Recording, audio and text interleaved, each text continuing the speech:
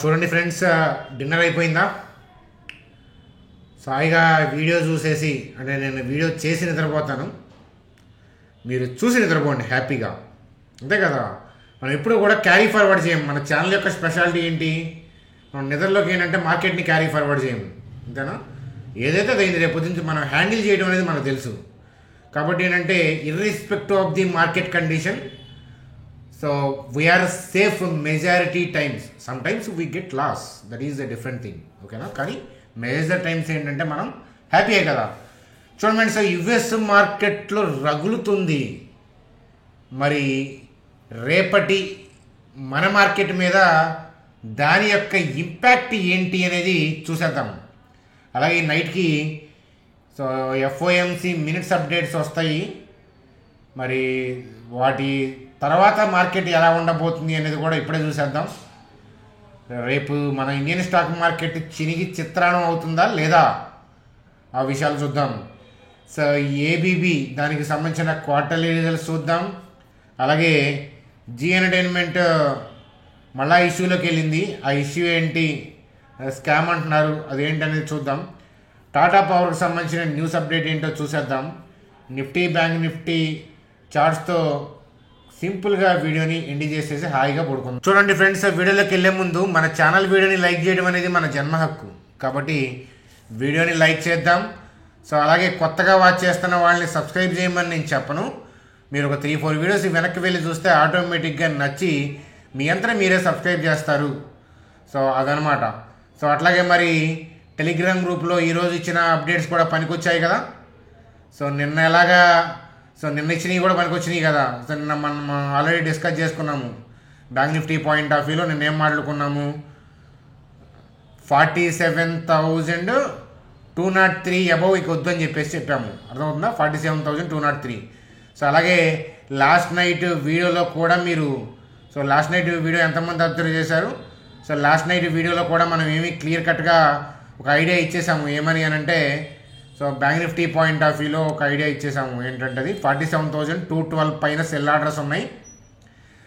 So అప్పటికి intention పైకే ఉంది, కాకపోతే ఏంటంటే అక్కడ సెల్ ఆర్డర్స్ ఉన్నాయి కదా, సో వాళ్ళు క్లియర్ చేసుకుంటా పైకి వెళ్ళాలి. కాబట్టి మనకొద్దు. అందువల్ల ఏంటంటే సో మనం ఈ గ్రీన్ క్యాండిల్ దగ్గర నుంచి లాంగ్లో ఉన్న వ్యూ, సో మనం ఏంటంటే ఇక్కడ ప్రాఫిట్ బుకింగ్ పాయింట్ ఆఫ్ వ్యూలో మనం మార్చేసుకున్నాం. కాబట్టి 47,212 అబవ్ అన్నా మీరు ప్రాఫిట్ బుకింగ్ చేసి ఉండాలి. చేయకుండా ఉన్నారు అని అంటే మన ఛానల్ సబ్స్క్రైబర్స్ కాదు, వాళ్ళు కొత్తగా వచ్చి ఉంటారు. అర్థమవుతుందా? అదనమాట. సో ఒకసారి మనం చార్ట్స్లోకి వెళ్ళే ముందు సో అప్డేట్స్ పనికొచ్చినాయి కదా. సో అట్లాగే ఏంటంటే మార్కెట్ పడబోతుంది అని చెప్పే పాయింట్ ఆఫ్ వ్యూలో చెప్పాం కదా. ఇక్కడ బ్రాడ్ వ్యూ చేంజ్ అయినప్పుడు మీకు ఇమీడియట్గా అప్డేట్ కూడా ఇవ్వడం అనేది జరిగింది. దాని గురించి కూడా మాట్లాడతాం. So bank Nifty point of వ్యూలో కూడా మనం ఇంట్రాడే షార్ట్ ట్రై చేసాం. లిటిల్ బిట్ ప్రాఫిట్ ఈరోజు కూడా తీసుకున్నాం అనమాట. సో వాటి గురించి మాట్లాడుకుంటూ మనం ఏంటంటే వీడియోలోకి వెళ్దాం. చూడండి ఫ్రెండ్స్, మనం యుఎస్ మార్కెట్లో చార్ట్ చూస్తున్నాము. నాస్డాక్ లైవ్ 0.38% డిప్ అయి కనిపిస్తుంది నేను వీడియో చేసేటప్పుడు. మీరు చూసేటప్పుడు అది గ్రీన్లోకి వస్తే నాకేం సంబంధం, అర్థమవుతుందా? సో చూడండి, ఇక్కడ మార్కెట్ ఏంటంటే బ్రాడ్ వ్యూ అప్లో ఉంది, కాస్త ఏంటంటే డౌన్ సైడ్కి తిరగబెట్టింది. ఎందుకంటే ఎఫ్ఓఎంసి మీట్ అప్డేట్స్ ఉన్నాయి కదా, ఆ మినిట్స్ అప్డేట్స్ ఉన్నాయి కదా, ఆ అప్డేట్స్ అనేవి వాళ్ళు తగలడతాయి, అంటే వాళ్ళు వస్తాయి. వాళ్ళు వస్తే ఏంటంటే దాంట్లో థింగ్స్ పాజిటివ్ ఉన్నాయి అనుకోండి, వాళ్ళు కావాలంటే బై చేసుకొని పైకి వెళ్ళిపోతారు. మళ్ళీ అదేమవుతుందంటే ఇది కవరింగ్ లాగా, అంటే ఈ ర్యాలీ ప్రాఫిట్ బుకింగ్ లాగా మారిపోతుంది అది. సో అక్కడ ఏదైనా తేడా పడితే ఏంటంటే ఈ సెల్లింగ్ని కంటిన్యూ చేస్తారు. మీరు ఎప్పుడైనా గుర్తుపెట్టుకోండి.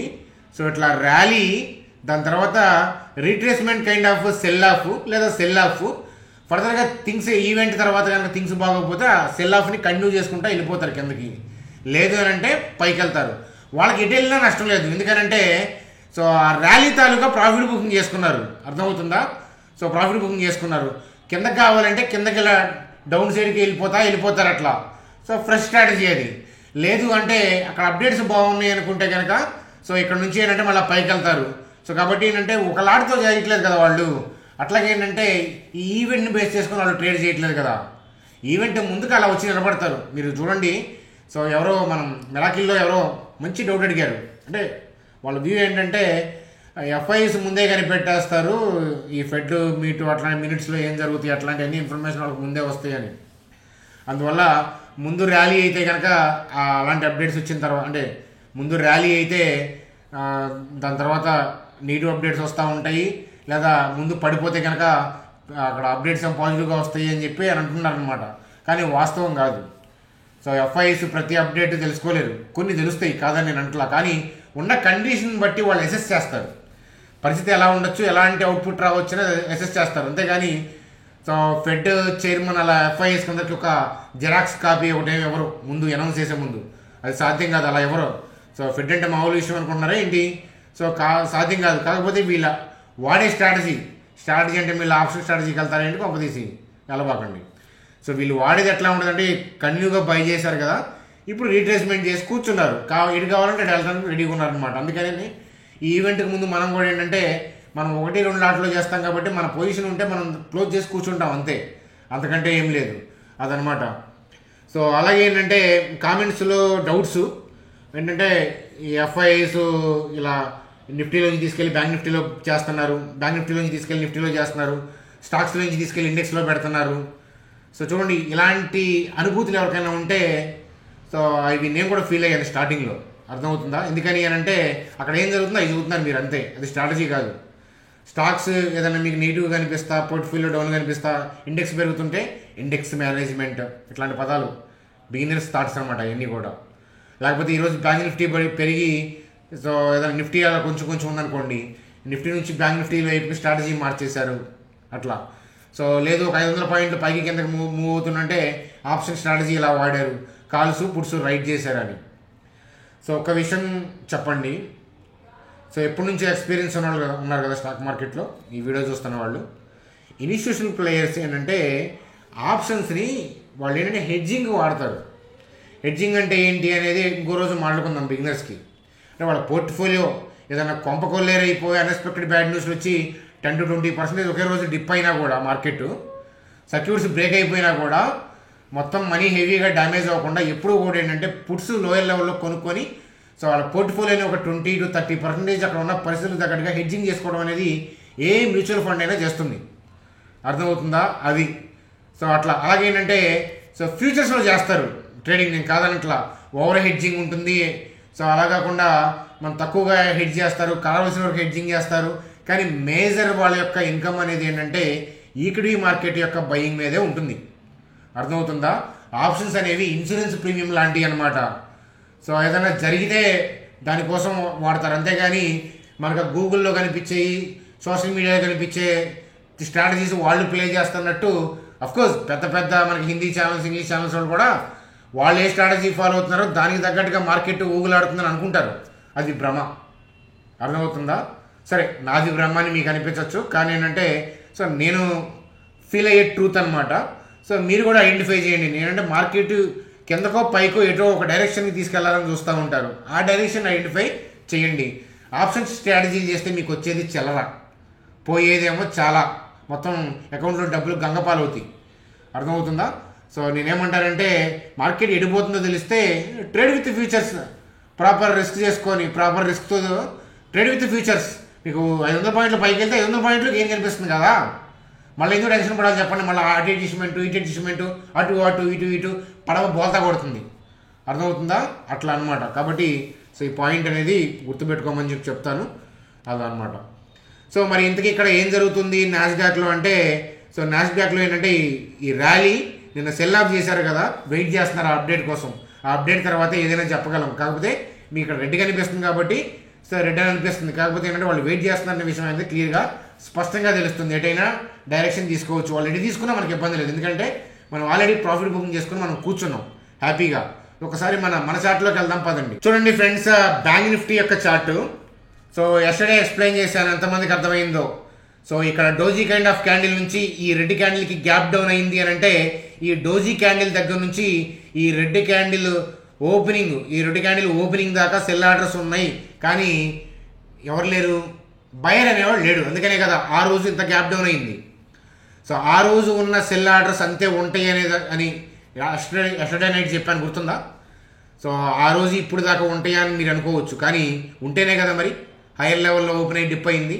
సరే యుఎస్ మార్కెట్లో డిప్ అయ్యి అందుకని మీ రెడ్లోకి వెళ్ళింది అని మీరు అనొచ్చు. కానీ యుఎస్ మార్కెట్లో రెడ్లోకి వెళ్తే మరి గిఫ్ట్ నిఫ్టీ డిప్లోకి వెళ్ళి గ్యాప్ డౌన్ ఓపెన్ అవ్వాలి కదా, మరి గ్యాప్ అప్ ఎందుకు ఓపెన్ అయింది అంటే వాళ్ళు పైకి వెళ్ళాలనే ట్రై చేశారు. కాకపోతే వాళ్ళే ఇక్కడ సెల్ ఆర్డర్స్ ఉన్నాయి, అవి బుక్ చేసుకొని లోయర్ లెవెల్లో బయింగ్ కూడా ట్రై చేశారు. మీకు ఇనీషియల్ మూమెంట్స్లో మీరు చూసే ఉంటారు. కాకపోతే ఏంటంటే సో ఓవరాల్గా ఏంటంటే దమ్ము సరిపోలేదు.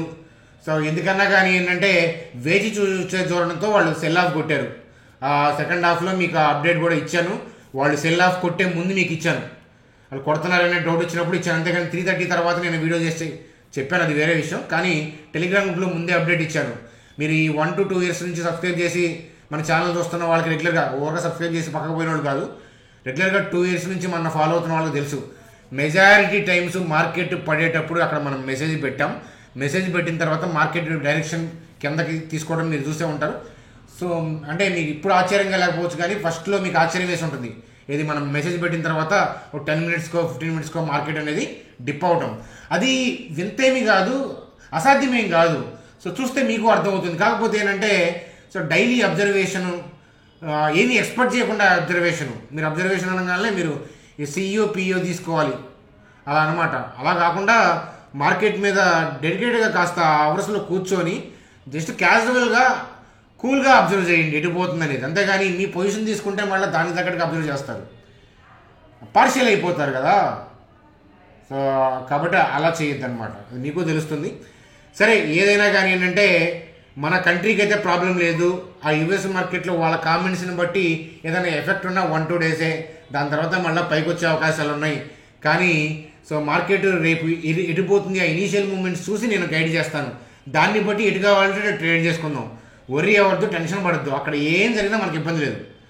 కొంప కొల్లేరయ్యి 500 పాయింట్లు గ్యాప్ డౌన్ అయినా మనకు నష్టం లేదు. ఎందుకంటే ట్రేడింగ్ పాయింట్ ఆఫ్ వ్యూలో మనకి ఏ పొజిషన్ అనేది లేదు.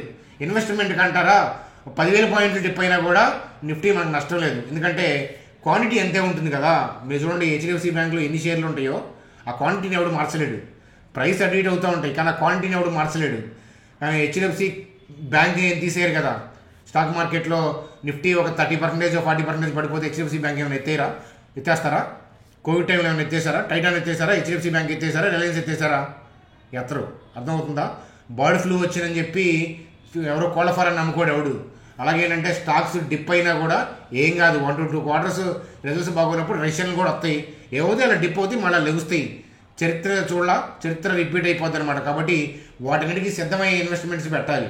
రష్యన్ వస్తుందని భయపడితే మిమ్మల్ని ఎవ్రీ డిప్లో భయపడతారు రష్యన్ అని చెప్పి, అదనమాట. చూడండి ఫ్రెండ్స్, ఏబీబీ ఇండియా యొక్క Q4 అప్డేట్స్ చూద్దాం.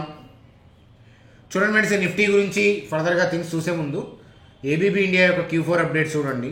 ప్రాఫిట్ 10% అప్ ఉంది, రెవెన్యూ 13% అప్ ఉంది. ఇయర్ పాయింట్ ఆఫ్ వ్యూలో మంచిగా ఉన్నాయి రిజల్ట్స్. టాటా పవర్ చూడండి, బ్లూ స్మార్ట్ కొలాబరేట్స్ విత్ కో.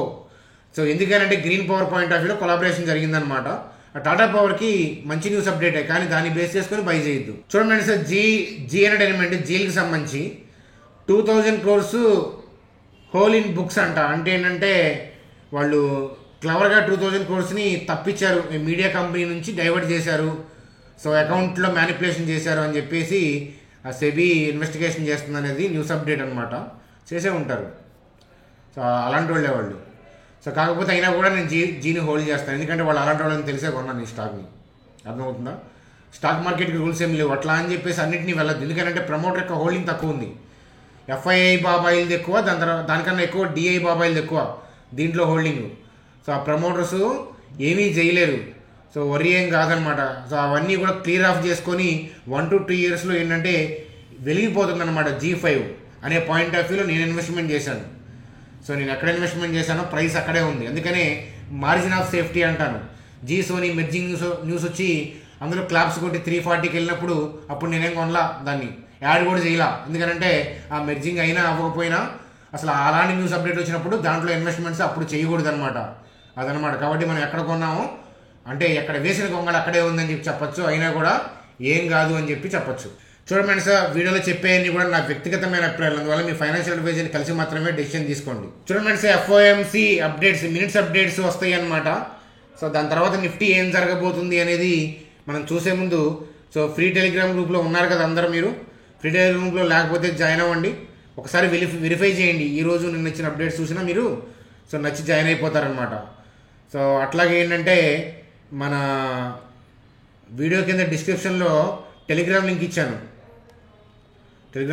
అలాగే జెరోదా ఏంజల్ ఇచ్చాను. మన లింక్స్ ద్వారా అకౌంట్ ఓపెన్ చేసి ఈ నెంబర్కి ఐడి పంపించండి. కొద్ది క్యాపిటల్ అయినా పర్లేదు, మీ క్యాపిటల్తో వస్తే లైఫ్ టైం ఇన్వెస్ట్మెంట్ చూసి మీరు చూడొచ్చు అనమాట. ఈ సండే బిగినర్స్కి ఈక్విటీ మార్కెట్ ఏంటి, షార్ట్ కవరింగ్ ఏంటి, సో అలాగే షార్ట్ సెల్లింగ్ అంటే ఏంటి, సో ఇంట్రాడే అంటే ఏంటి, బీటీఎస్టీ ఏంటి, ఎస్టీబీటీ అంటే ఏంటి, సో ఇంట్రాడేలో మార్జిన్స్ ఎట్లా ఉంటాయి, ఎట్లాంటి కైండ్ ఆఫ్ థింగ్స్ గురించి ఇన్ఫర్మేషన్ అనేది బేసిక్గా ఇవ్వడం అనేది జరుగుతుంది. కాబట్టి బిగినర్స్ ఎవరైనా ఉన్నా స్టాక్ మార్కెట్లో కొత్తగా రావాలన్నా వాళ్ళని ఇన్వైట్ చేసి మీ అండర్లో పెట్టుకుందాం. వాళ్ళని మీ అండర్లో ఎందుకు పెట్టుకోమని చెప్పారంటే, మీ అండర్లో పెట్టుకోలేదనుకోండి మీరు తీసుకొస్తారు బాగానే ఉంటుంది, కానీ మీకు చెప్పకుండా సీక్రెట్గా వాళ్ళు ట్రేడ్ చేసి ఏదో సాధిద్దామని చెప్పి 3 నెలల్లో మొత్తం లాస్ అయిపోయి పారిపోయి అప్పుడు చెప్తారు మీకు ఏం జరిగిందో. కొంతమంది అది కూడా చెప్పారనమాట, పరుగు పోద్దని. సో అంత డేంజరస్ గేము స్టాక్ మార్కెట్ అనమాట. ఎందుకంటే మీ వైఫ్నైనా హస్బెండ్ అయినా సరే తీసుకొచ్చి దీంట్లో కూర్చోబెట్టండి. అప్పటిదాకా మీ మాట అప్పటిదాకా మీ మాట వినేవాళ్ళు కూడా అప్పటి నుంచి వినరు అనమాట, ఇంట్రాడే చేయిస్తే కనుక. అంత డేంజరస్ యాక్టివ్ మైండ్ గేమ్ ఉంటుంది స్టాక్ మార్కెట్ బిగినర్స్కి, అదనమాట. కాబట్టి గుర్తుపెట్టుకోండి, అంటే మీ అండర్లో ఉండండి, మీ అండర్లో ఉంచుకోండి అనమాట. వాళ్ళని రెఫర్ చేయమని చెప్తున్నాను. చూడండి ఫ్రెండ్స్, నిఫ్టీ పాయింట్ ఆఫ్ వ్యూలో సో బ్రేక్అవుట్ వచ్చింది అని చంకలు గుద్దుకొని వెళ్ళొద్దు అనే పాయింట్ ఆఫ్ వ్యూలో చెప్పాను. బ్రేక్అవుట్ వచ్చిన తర్వాత మెజారిటీ టైమ్స్ జరుగుతాయి. అట్లా అని చెప్పేసి మళ్ళీ ఈ లైన్ కింద సో స్టాప్ లాస్ హిట్ అయిందని చెప్పి మళ్ళీ సెల్ ఆఫ్ చేసుకుంటే వెళ్తారు, అది కూడా తప్పే. అర్థమవుతుంది. ఎందుకనంటే సో ఇట్లా కొద్దిగా రీట్రేస్ అయ్యి మళ్ళీ పైకి వెళ్ళిపోయి మళ్ళీ ఇలా దాటి మళ్ళీ న్యూ హైస్కి వెళ్ళిపోతాయి కొన్నిసార్లు. కాబట్టి మార్కెట్ ఈవెంట్ కోసం వెయిట్ చేస్తుంది, కాబట్టి అది రానిండి. సో ఈ ఈవెంట్ ఏదైనా తేడా పట్టి యూఎస్ మార్కెట్లో అలజడి ఉన్నా కూడా 1-2 days మన మార్కెట్ని ఇంపాక్ట్ చేయగలవు. సో ఎందుకంటే హెచ్డిఎఫ్సి బ్యాంకు, రిలయన్స్ ఇట్లాంటి యొక్క వాల్యుయేషన్ పాయింట్ ఆఫ్ వ్యూ చూస్తే మన మార్కెట్ ఇప్పుడు ఫామ్ అయింది న్యూ హై కాకపోవచ్చు, ఇంకా ఫర్దర్గా కూడా పైకి వెళ్తుందని నాకు అనిపిస్తుంది అనమాట. సో ఒకసారి హెచ్డిఎఫ్సి బ్యాంక్ కూడా చార్ట్ కూడా చూసేద్దాం. చూడండి, హెచ్డిఎఫ్సి బ్యాంకు నిన్న మీకు ఆల్రెడీ నైట్ వీడియోలో చెప్పాను, 1464 తర్వాత కష్టమే దాని పని. కష్టమే అంటే వెళ్ళదని కాదు, ఇక్కడ ఫస్ట్ సెల్ ఆర్డర్స్ ఉన్నాయి కదా, క్లియర్ చేయాలి. అంతలోకి ఈవెంట్ ఉంది, కాబట్టి short term trading point of వ్యూలో వాళ్ళని బుక్ చేసుకోమని చెప్పి నిన్న నైట్ వీడియోలో చెప్పాను. మార్నింగ్ చేసుకునే ఉంటారు, చేసుకోకపోతే మీ ఇష్టం అనమాట. సో ఇన్వెస్ట్మెంట్ పాయింట్ ఆఫ్ వ్యూలో 2000కి వెళ్తుంది, 2100కి వెళ్తుంది అని చెప్పి రీసెంట్గా బ్రోకింగ్ కంపెనీ రిపోర్ట్స్ వచ్చినాయి కదా, అవి నిజమే. కానీ వాళ్ళ ప్రైస్ యాక్షన్ చూసి చెప్పరు. వాళ్ళు చెప్పేది ఏంటంటే వాల్యుయేషన్ బట్టి చెప్తారు. అది ఎప్పటికైనా 2500కి ఇంకా 3000 ఇంకా పైకే వెళ్తాయి. సో ఆ పాయింట్ ఆఫ్ వ్యూలో కాదు ఇక్కడ. చూడండి, ఇన్వెస్ట్మెంట్కి ట్రేడింగ్కి చాలా తేడా ఉంది. Short term trading point of వ్యూలో ఇక్కడ మనం వ్యూ ఇచ్చినప్పుడు కొనుక్కొని షార్ట్ టర్మ్ పాయింట్ ఆఫ్ వ్యూలో ప్లే చేస్తున్న వాళ్ళని 1464 దగ్గర ఎగ్జిట్ కొట్టమన్నాను. అర్థమవుతుందా అది. సో ఇన్వెస్ట్మెంట్ పాయింట్ ఆఫ్ వ్యూలో 5 to 10 years వాళ్ళు 2100 లేదు, 3000 లేదు, 4000 లేదు, 1500 లేదు. దాని ప్రైస్తో సంబంధం లేదు. ఎవ్రీ ఇయర్ రెవెన్యూస్ బాగున్నాయా, ప్రాఫిట్లు బాగున్నాయా, వాళ్ళ ప్లాన్స్ బాగున్నాయా, బ్రాంచ్లు ఎక్స్పాండ్ చేస్తున్నారా, చాలు. దాంట్లో హోల్డ్ చేసుకుంటా వెళ్తాం, మన లైఫ్ టైం హోల్డ్ చేస్తాం. దాంట్లో తప్పేమని చెప్పండి, అదనమాట. కాబట్టి ఇన్వెస్ట్మెంట్ వేరు, ట్రేడింగ్ వేరు. సో ఇది ఇక్కడ ప్రాఫిట్ బుకింగ్ అవ్వటమే. సో మనకు మార్కెట్లో కూడా బ్యాంక్ నిఫ్టీ ఇలా సెల్ ఆఫ్ అయ్యి, హెచ్డిఎఫ్సి అనేవి కాదు, రిలయన్స్, ఇన్ఫోసిస్ ఇట్లాంటి వాటిలో కూడా మీకు ప్రెజర్ కనిపించింది. అందుకనే మీకు ఎర్లీగా మీకు Q2 2 మెసేజ్ పెట్టినట్టున్నాను కదా, మార్కెట్ బ్రాడ్ వ్యూ చేంజ్ అయిపోయిందని. అదనమాట కదా. సో అది ఫ్రెండ్స్, మనకి హాయిగా నిద్రపోండి. ఏదైతే రేపు చూసుకుందాం. మార్కెట్ని నిద్రలోకి క్యారీ ఫార్వర్డ్ చేయొద్దు. అలా చేశారంటే మన సబ్స్క్రైబర్ మీరు కాదు. అర్థమవుతుంది. మన సబ్స్క్రైబర్ అనేవాడు ఎవడు కూడా నిద్రలోకి స్టాక్ మార్కెట్ని క్యారీ ఫార్వర్డ్ చేయడు. అర్థమవుతుందా. అది హాయిగా నిద్రపోవాలన్నమాట. Thank you friends, good night.